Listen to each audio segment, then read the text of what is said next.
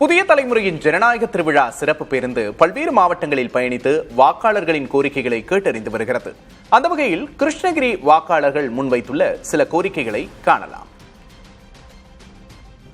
ஓசூரில் ஒரு தனியார் சர்வதேச விமான நிலையம் இருக்கிறது. இருந்தும் மீண்டும் ஒரு விமான நிலையம் நமக்கு தேவையில்லை. எல்லாரும் இந்த தொழிற்சாலைகளை வைத்துக் கொண்டிருந்தால் உணவுக்கு என்ன செய்வது? இது உணவு பிரச்சனையை கொண்டு வந்துவிடும்.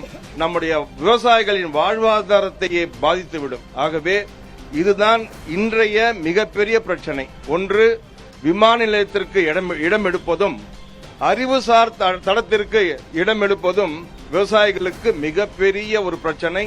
பல ஆண்டுகளாக மாங்குல் நிறுவனத்தை கொண்டு ஏற்படுத்தி கொடுன்னு கேட்டிருக்கோம். இதுவரைக்கும் எந்த அரசாங்கமும் அதை ஏற்படுத்தி கொடுக்கிற மாதிரி எங்களுக்கு தெரியல. முன்னாடி இங்க படியதால் கால்வாய் திட்டம் ஏற்கனவே எடுத்துட்டு அது செயல்படுத்தி அது பாதியிலே நிறுத்திட்டு இருக்கிறாங்க. அது பாதியிலே நிறுத்தி கிட்டத்தட்ட 10-15 வருஷம் ஆயிடுச்சு.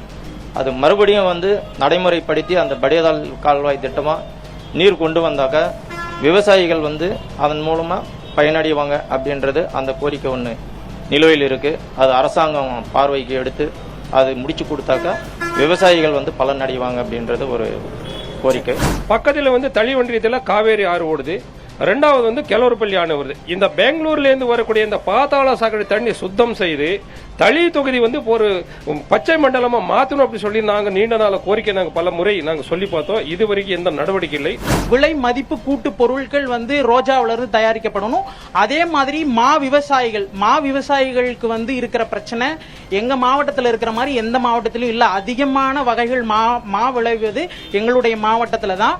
ஆனா இன்னைக்கு இருக்கிற மா விவசாயிகளுடைய நிலைமை என்ன இருக்குன்னா, மதிப்பு கூட்டு பொருட்கள், அதாவது மேங்கோ பவுடரா இருக்கட்டும், இல்ல பல்பா இருக்கட்டும், இல்ல ஐஸ்கிரீமா இருக்கட்டும், அதை உற்பத்தி செய்யறதுக்கு இங்க இருக்கிற சட்டமன்ற உறுப்பினர்களோ இங்கிருந்து போன பாராளுமன்ற உறுப்பினர்களோ எதுவுமே பேசினதா எங்களுக்கு தெரியல. ஏன்னா இவ்வளவு வசதி நீங்க விவசாயத்திலேயே ஏன்னா உலக புகழ் பெற்ற மாம்பழம் நம்ம ஊர்ல இருக்கிற மாம்பழம், அதை நீங்க வேல்யூ ஆடட் ப்ராடக்டாவோ இல்ல சந்தைப்படுத்துற மாதிரி சந்தைப்படுத்தினீங்க அப்படின்னா இந்த மாவட்டமே புகழ்பெற்ற மாநிலமா இருக்கும். இன்னைக்கு வரைக்கும் மாம்பழத்துக்கு சேலம் தான் சொல்றாங்க.